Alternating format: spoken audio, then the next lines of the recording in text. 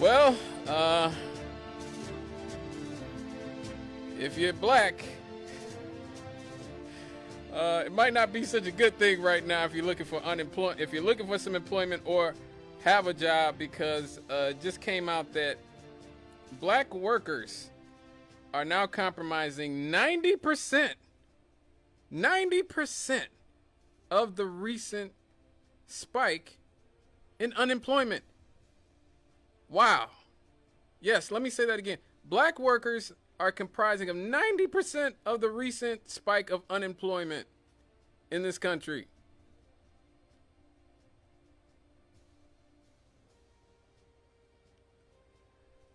A Bureau of Labor Statistics report published last Friday found that African Americans make up nearly 90% of those who are unemployed in the United States since April.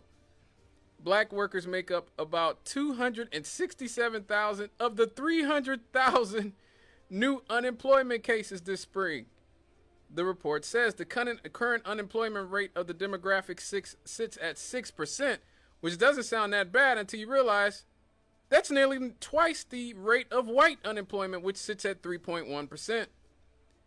The U.S. black unemployment rate hit a 10-month high in June, driven in large part by black workers leaving the labor market, a development some economists worry may be a canary in the coal mine, that maybe a recession is approaching. Oh, Lord, no. God help us all. Meanwhile, total employment among black people, which had hit a record high in March, fell for a third straight month, a streak that has erased 635 jobs. Black people were the only major racial group or ethnic group to experience a net drop in employment over the past 3 months. Let me say that again. Black people were the only major racial or ethnic group to experience a net drop in employment over the past 3 months. Some economists are concerned by the falling black labor force participation rate, a measure of the people who are either employed or looking for work, which has fallen by 1.5% since March. In fact, the majority of the 239,000 person decrease in black employment came from the people who left the labor force altogether in June, according to the report. The exact cause of recent weakening in black employment is not clear yet. It is also a volatile data series that makes it difficult to gauge yet whether the most recent reports are indicative of a longer trend. Indeed, the 3-month average through June at 5.4% is the same as it was at the end of March, and both are near record lows when looked at a quarterly basis. Nonetheless, a spike in black unemployment rate can be a strong predictor of an impending recession. Let me say that again. A spike in black unemployment rate can be a strong predictor of an impending recession, since black workers have historically been the first to be fired during an economic downturn. Last hired, first fired. Acting U.S. Labor Secretary Julie Su emphasized that most recent data doesn't necessarily suggest a long-term decline. That's what she says now, and pointed to job growth since the pandemic. Su also said that the rise in black unemployment and the decline in participation is something that the Biden administration would continue to track. I'm sure they will. Oh, I'm sure they're gonna fix that. They're gonna fix the black unemployment rate and find out what's the reason behind black unemployment right after they find out whose cocaine that was in the White House. I'm sure we're gonna find out the secrets behind black unemployment and who had the crack. Oh man. But ultimately, it's funny lately. It feels like all the stories I've been covering seem to be fairly connected. Because whether we're talking about reparations or affirmative action, any of these things, they all go back to the black community not having generational wealth. We don't have intergenerational wealth. We got a few black people who are doing okay. We got a few black people who are doing more than okay. Even fewer. But we don't have intergenerational wealth. We don't own commercial real estate as a community. And so you have these sort of hustle culture black people who are selling this dream like, all you got to do is just, make the decision to not be unemployed or make the decision to start your own business. Dude, when you don't have intergenerational wealth and you don't own things like commercial real estate,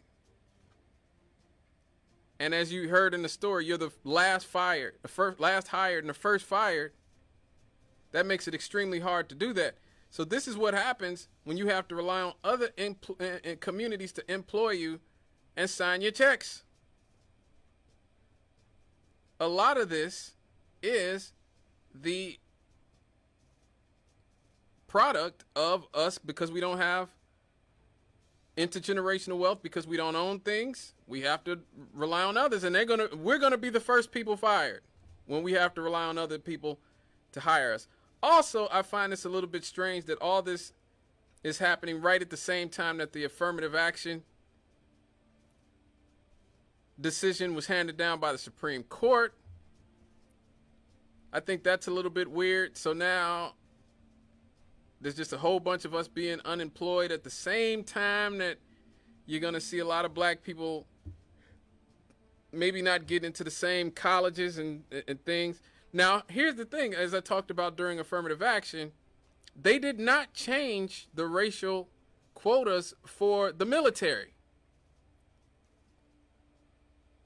So they still want black people to sign up to go die in wars. That's okay. They just don't want you to compete with their kids in Ivy League schools and be Ivy League educated.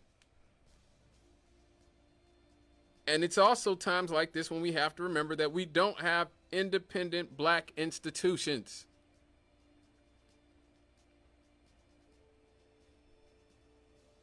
We don't.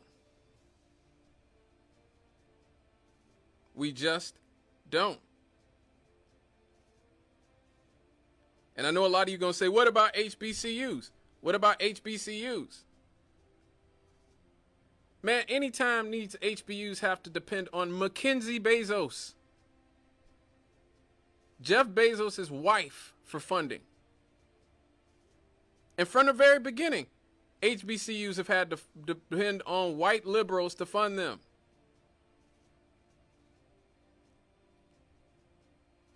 So that means that these are not fully autonomous black institutions.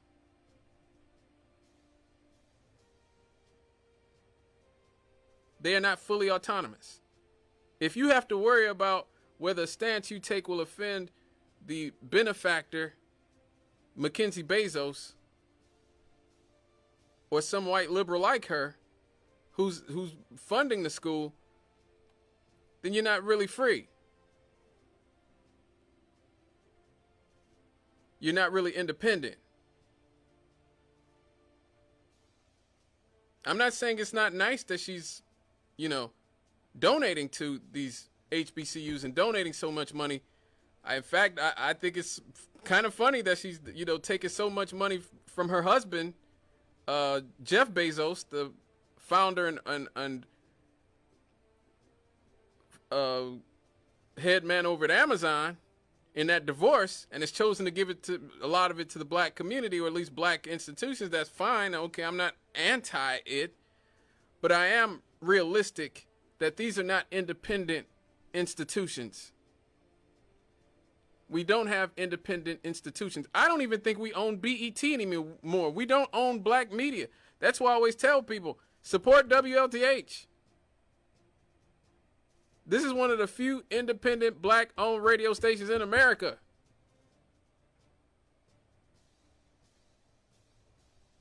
Support this so I don't have to go kiss some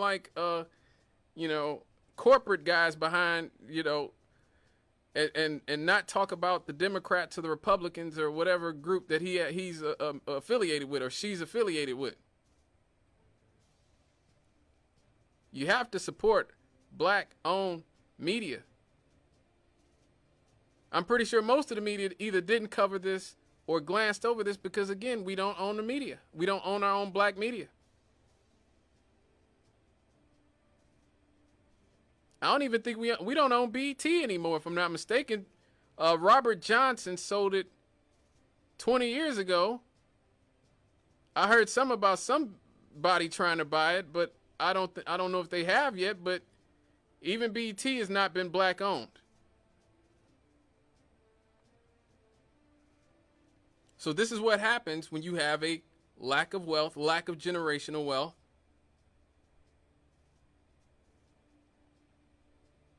And you become dependent on others for funding and for a job. You're the first person fired. You're the last person hired. You're the first person fired. That's just sort of the reality of the situation.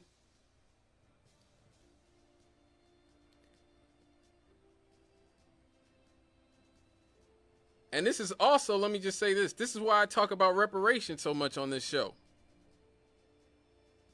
Because I think a lot of you truly don't understand how down bad the black community are economically.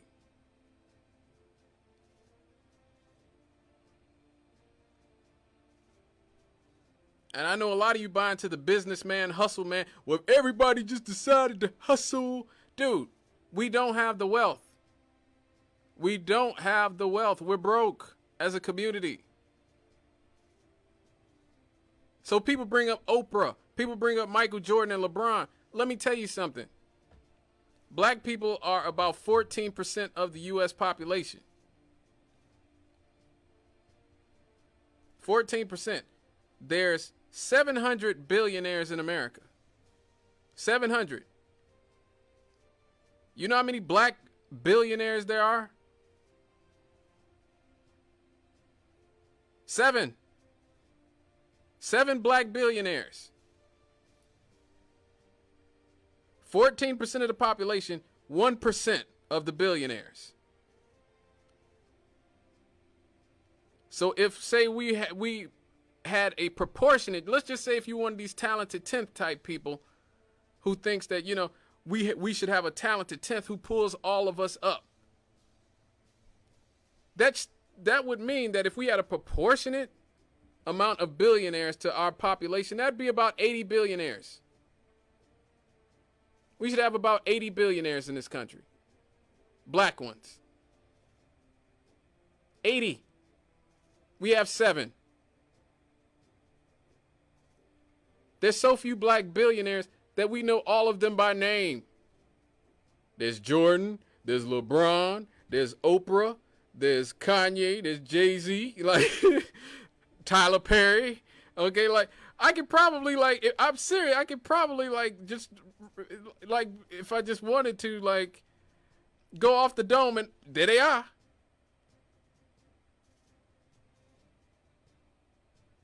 There they are.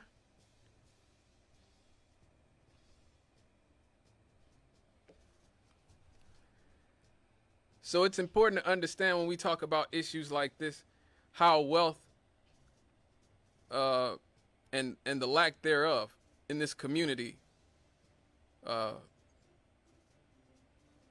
affects every single facet of our lives here in America. All right. After 400 years of class warfare, from slavery to Jim Crow and the black codes into the 1960s, to redlining and the prison industrial complex, mass incarceration, that again, these things are extractions. That's why reparations are due. These things have been extractions. We don't have wealth, not because we're just not all hustling enough, but because we have actually had full extraction, just like Africa. It's no different than Africa. Africa's not poor. It's the richest place on the planet. The Democratic Republic of Congo has $30 trillion of minerals and resources untapped by itself. That's just the Democratic Republic of the Congo.